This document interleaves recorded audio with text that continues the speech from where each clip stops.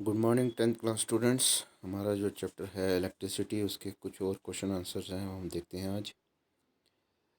पहला है इसमें, a piece of wire of resistance R is cut into 5 equal part.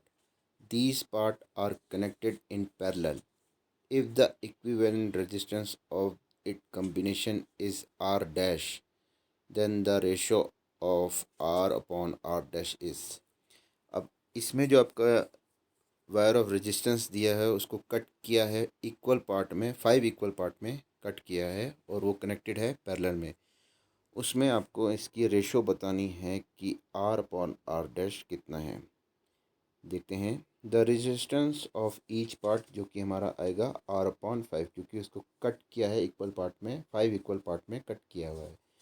तो इक्विवेलेंट रेजिस्टेंस जो कि आर डैश है वो हमारा बनता है 1 upon R dash equal to 1 upon R upon 5 plus 1 upon R upon 5 plus 1 upon R upon 5 plus 1 upon R upon 5 plus 1 upon R upon 5, क्योंकि ये 5 इक्वल पार्ट्स में कट किया हुआ है रेजिस्टेंस को, तो इसको हम 5 टाइम्स, हम जो हमारा रेजिस्टेंस है उसको हम 5 टाइम्स इसमें लेंगे। सो 1 अपॉन आर डैश जो हमारा इक्विवेलेंट रेजिस्टेंस बनता है वो बनता है 5 upon R plus 5 upon R plus 5 upon R plus 5 upon R plus 5 upon R, जिसमें कि आर हमारा एलसीएम आ जाएगा और जो ऊपर का 5 है वो सब प्लस होके 25 में आएगा। तो 25 अपॉन आर जो आएगा ये हमारा आएगा 1 अपॉन आर डैश जो पैरेलल में है कनेक्टेड किया है वो।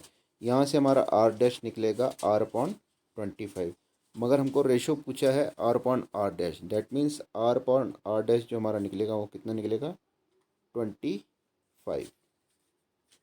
Next, which of the following term does not represent electrical power in circuit. अब इसमें पूछा does not represent electrical power in circuit, उसमें ऑप्शन दिए हुए हैं I square R, I R square, V I और वी स्क्वायर अपॉन आर। हम एक एक करके इन सबको चेक करेंगे।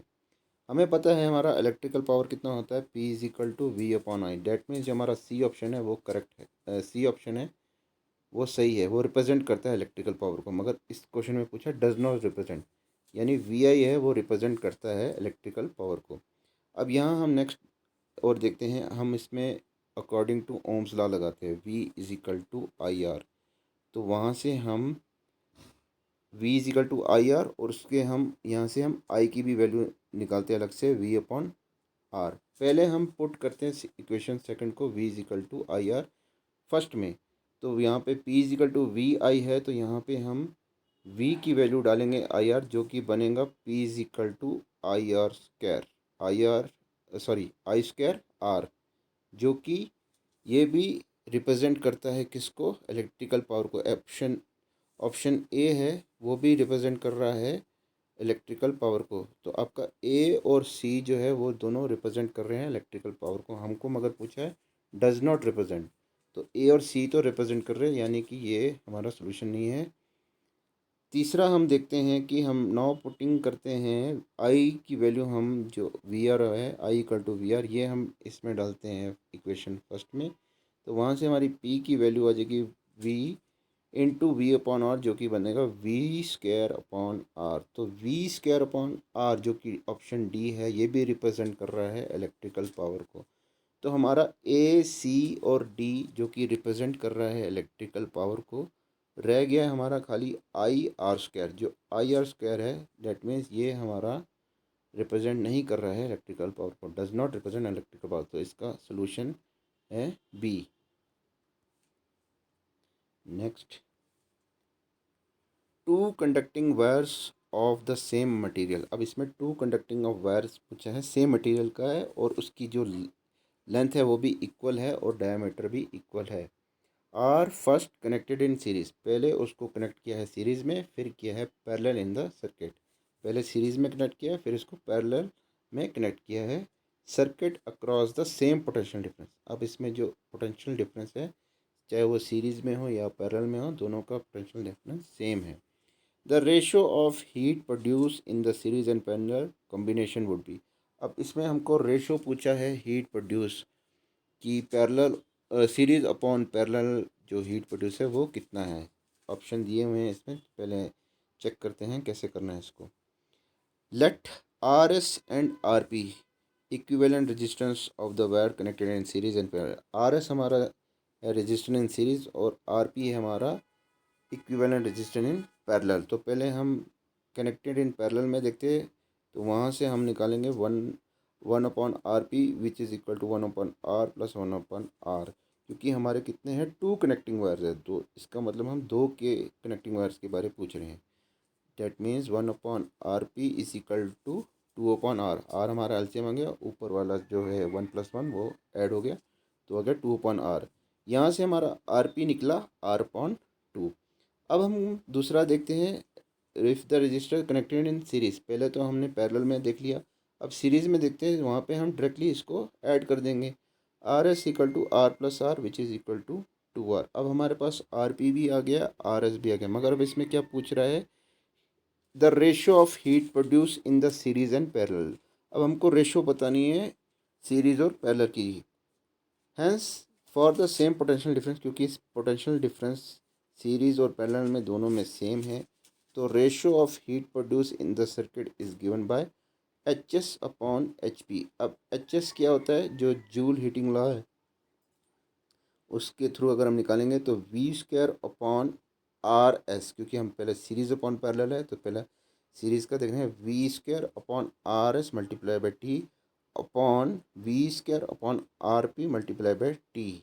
अब यहाँ पे क्या क्या कट रहा है, वी स्क्वायर कट रहा है, टी कट रहा है, रह गया आर एस और आर पी।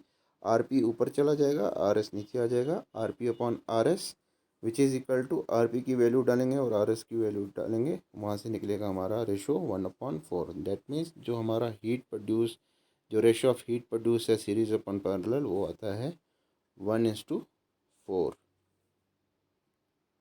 तो इसमें ऑप्शन आपका सी ऑप्शन इसमें आपका करेक्ट है।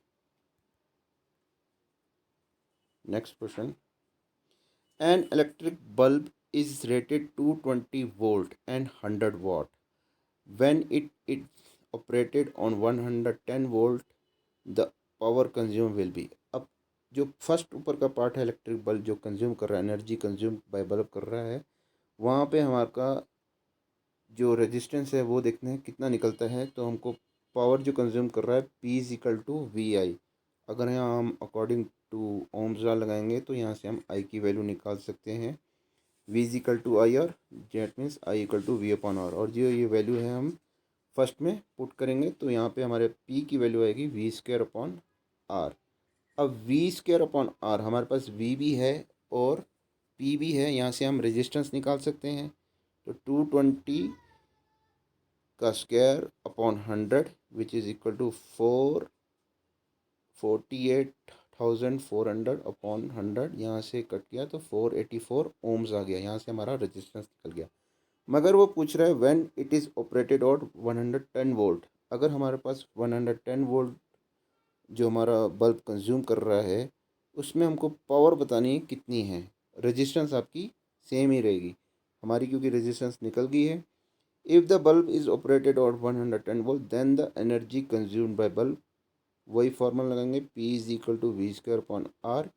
अब यहाँ पे हमको वी स्क्वायर दिया हुआ है 110 का स्क्वायर अपॉन आर हमको फाइंड हो गया है 484। यहाँ से हम इसको निकालेंगे तो ये आता है पावर जो हमारी आ रही है, जो पावर कंज्यूम बल्ब कर रहा है 112 वोल्ट पे, वो कितना आ रहा है 25 वाट।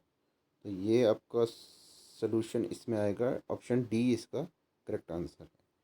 तो ये थे आपके कुछ क्वेश्चंस इलेक्ट्रिसिटी पे। नेक्स्ट लेक्चर में और क्वेश्चंस देखेंगे। Thank you students.